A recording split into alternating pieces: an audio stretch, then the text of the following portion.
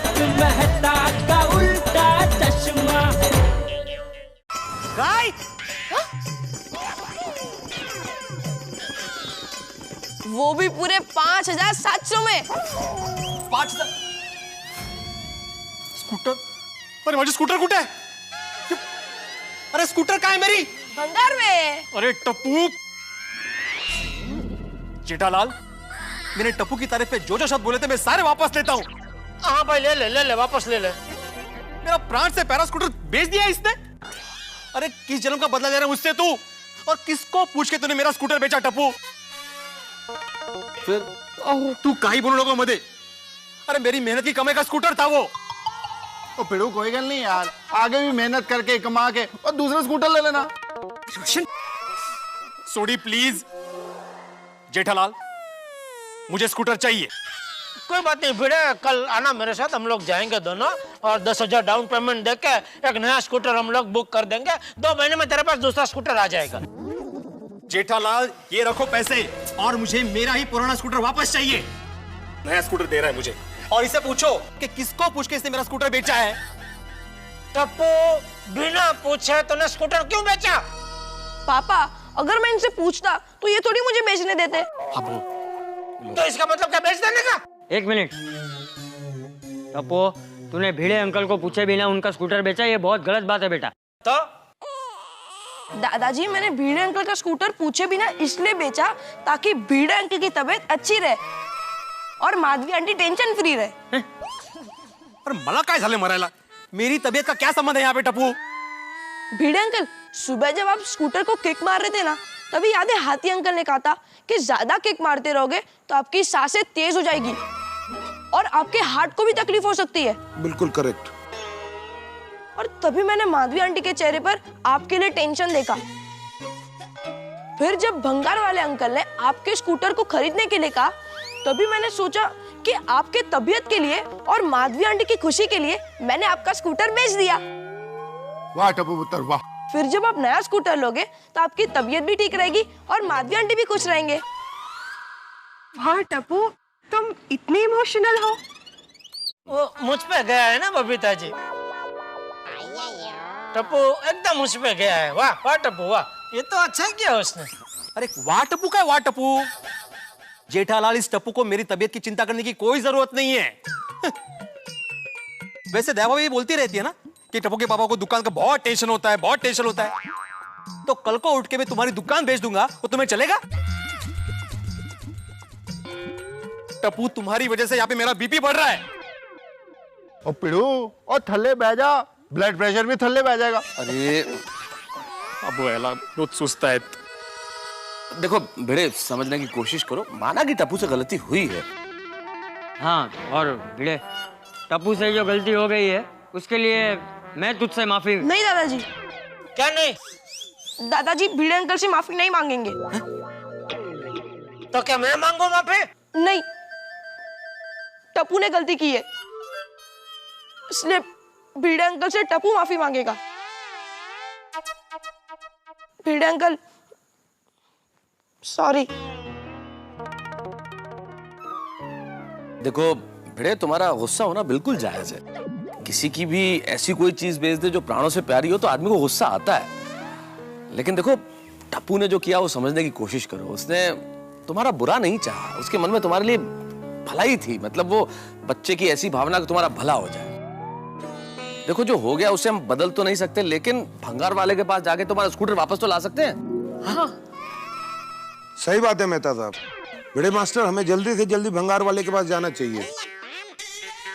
हाँ, तो चिंता मत कर भिड़े, हम लोग भंगार वाले के पास जाएंगे। अगर 500,000 ज्यादा देना पड़ा तो वो भी देकर तेरा स्कूटर छोड़ा के लेके आएंगे। हाँ।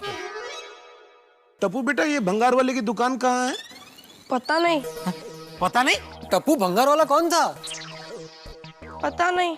अब एक मिनट, अरे भंगार वाले को कहाँ से बुलाया था बेटा? अब्दुल भाई ने बुलाया था। अब्दुल, कहाँ है वो भंगार वाला? पता नहीं। पता नहीं मतलब क्या? हो जो रास्ते पे घूमते हैं उसको पकड़ के लेके आया था? हाँ। अरे क्या? हाँ भाई, कैसे भंगार वाले को तू पकड़ के ले आया? अरे भंगार वाले विजिटिंग कार्ड लेकर थोड़ी घूमते हैं। गया, मेरा स्कूटर गया माधवी। इतने सालों से इतने प्यार से संभाल के रखा था, स्कूटर गया। अब क्या करूं मैं? भिड़े अंकल, हम एक काम कर सकते हैं, गांधी मैदान की तरह स्कूटर की भी शोक सभा करते हैं। अरे भाई भिड़े, मुझे नहीं लगता कि अब तेरा स्कूटर मिलेगा। तो दुखी होना कैंसिल कर और ये स्कूटर को जरा भूल जा। पोपट भाऊजी। अरे भाई पोपटलाल क्या बोल रहे हो? नहीं नहीं नहीं भिड़े, कल हम लोग जाएंगे और किसी भी हालत में भंगार वाले को ढूंढेंगे और तेरा स्कूटर वापस लेके आएंगे, चिंता मत कर। हाँ। माधवी चल। अरे सॉरी है माधवी भाभी।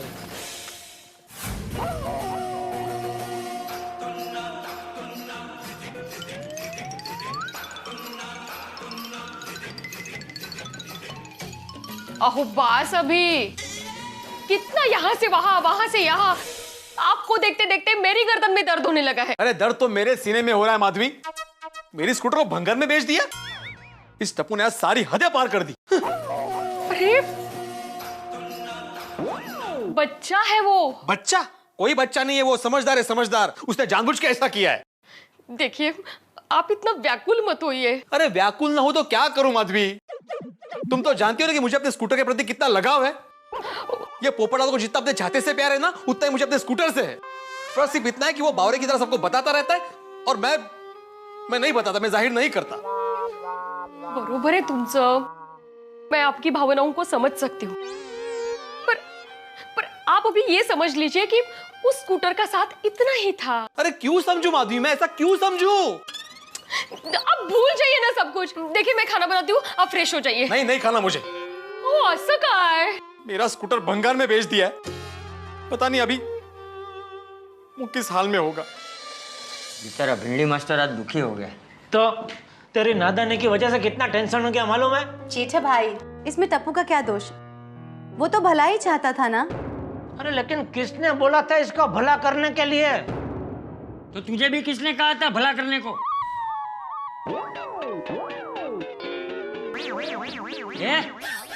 तुझसे बात कर रहा हूं मैं। मैंने क्या किया? ये क्या किया वाली? भूल गया जीवला के बछड़े को? कौन जीवला? कौन सा बछड़ा? मुझे क्या मालूम जेठालाल? अरे नेता से क्या पूछता है? मुझसे पूछ, मैं बताता हूँ। तू जब टप्पू जीतना था तो तू भी भला करने गया था, लेकिन तुझसे भी उल्टा ही हो गया था। बेचारा हमारा जीवला, एक रात जीवला के पिताजी आंगन में खटिया पे सोए थे और बाजू में रस्सी से एक बछड़ा बंधा हुआ था। तो इनको दया आ गई, बेचारा बछड़ा छोटा है, रस्सी से बंधा अच्छा नहीं लगता। तो आधी रात को जाकर इसने बछड़े की रस्सी खोल दी और उस बछड़े ने यहाँ वहां कूदा कूद करके वो जीवला के पिताजी को खटिया से नीचे गिरा दिया। बेचारे जीवला के पिताजी की हड्डी टूट गई। बापूजी ये क्या? मैं जब भी टप्पू को डांटने जाता हूँ आपके पास मेरे बचपन का कोई ना कोई किस्सा रेडी ही होता है। अरे जेठालाल, अरे इन किस्सों के अंदर शरारत मत ढूंढो भाई, इसमें बचपन की मासूमियत ढूंढो। नहीं भाई, हम और आप तो इसमें मासूमियत ढूंढते हैं, लेकिन वो भिड़े इसमें मासूमियत नहीं ढूंढता है। उसका क्या? उसको तो ये सब शरारतें दिखती है ना। जेठा भाई, मुझे पता है भिड़े भाई को बहुत बुरा लगा होगा, लेकिन जो हो गया सो हो गया। अब हम क्या कर सकते हैं? एक काम कर सकते हैं, खाना खा सकते हैं। खाना खाना भाई। लीजिए लीजिए, गरम थेपला खाइए। Thank you. चाचा जी आप भी। बहस कर रही है मेरे बेटे के साथ।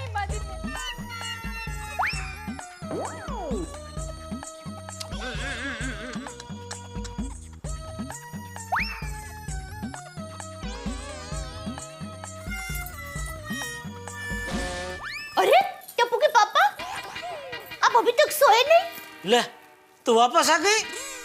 तू तो हॉस्पिटल में जयश्री के पास रात रुकने वाली थी ना? हाँ, पर मधु का किया गई तो।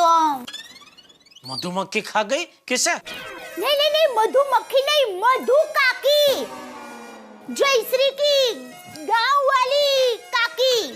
तो वो काकी आई तो उन्होंने कहा। मुझे सुनाई दे रहा है और समझ में भी आ रहा है, जयश्री की काकी मधु काकी गांव से आ गई तो उन्होंने जीत पकड़ी कि हॉस्पिटल में जयश्री के पास तो मैं ही रहूंगी। तो जयश्री ने मुझे कहा कि ना तू घर जा, कोई बात नहीं। जयश्री को बेटी हुई ना, उस खुशी में उसने बर्फी भेजी है, ये लीजिए। ओहो, वाह वाह, लीजिए ना, और लीजिए। बहुत अच्छी है, बढ़िया है। बाबा, बापूजी और टप्पू सो गए? बापूजी जरा जल्दी सो गए।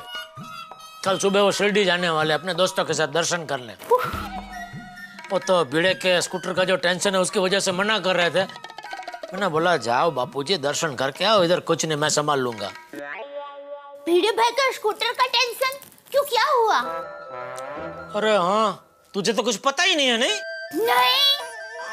अरे भाई क्या हुआ, वो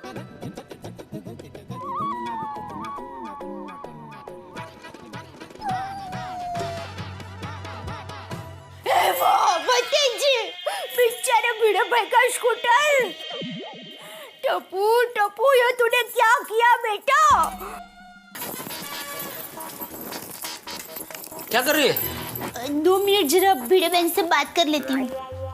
वो भिड़े मेरे बारे में पूछे तो मुझसे बात मत करवाना। हाँ हाँ।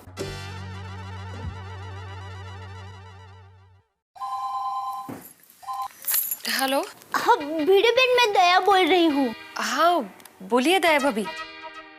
सॉरी। हाँ किस लिए? वो मुझे अभी अभी पता चला, टप्पू ने भिड़े भाई का स्कूटर भंगार वाले को बेच दिया। सॉरी, भिड़े भाई को भी मेरी तरफ से सॉरी बोलना। भिड़े भाई को बहुत बुरा लगा होगा, नहीं? हाँ बुरा तो लगा है उनको, पर दया भाभी गलतियां तो बच्चों से ही होती है ना। आप मन पर बोझ मत रखना। हाँ थैंक यू भिड़े बहन, फोन रखती हूँ। क्या कहा माधवी भाभी ने? भिड़े बहन का दिल बहुत बड़ा है। उन्होंने कहा कि गलतियां बच्चों से ही तो होती है। सचमुच भिड़े बहन बहुत समझदार है। माधवी भाभी तो समझदार है ही ना पहले से, और भिड़े समझदार नहीं है, उसका क्या? भिड़े भाई बेचारे कहाँ से समझेंगे? भिड़े बहन जितना ही प्यारा था उनको वो स्कूटर। ये सब तेरे लाड प्यार की वजह से हुआ है। चाहे कुछ भी हो जाए, तू टप्पू को कभी डांटती ही नहीं है ना। कल देखना। क्या? कल सुबह होते ही मैं टप्पू को ऐसा डांटूंगी, ऐसा डांटूंगी। कैसा डांटेगी, जरा नमूना बता। देखो बेटा, देखो टप्पू बेटा, हमारी वजह से जाने अनजाने में भी कोई हमसे दुखी हो, ऐसा कभी नहीं करना चाहिए, समझे बेटा?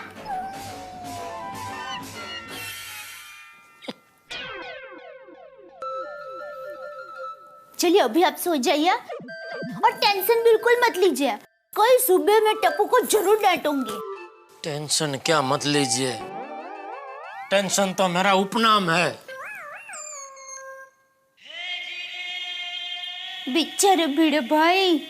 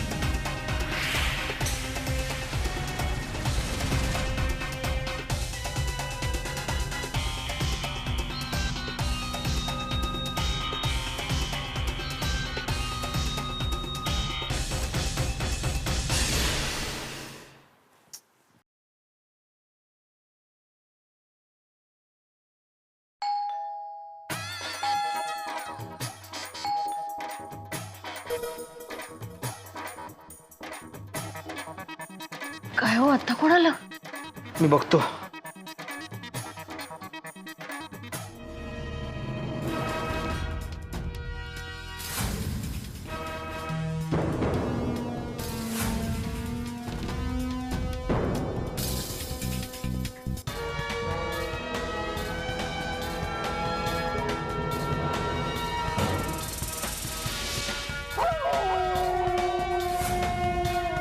टप्पू तू?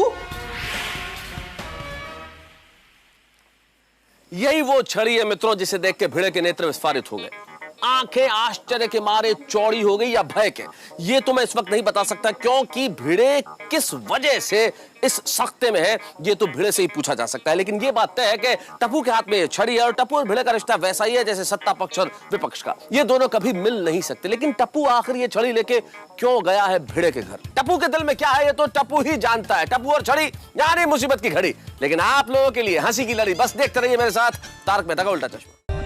For more updates, subscribe to our channel, click the show links and enjoy watching the videos.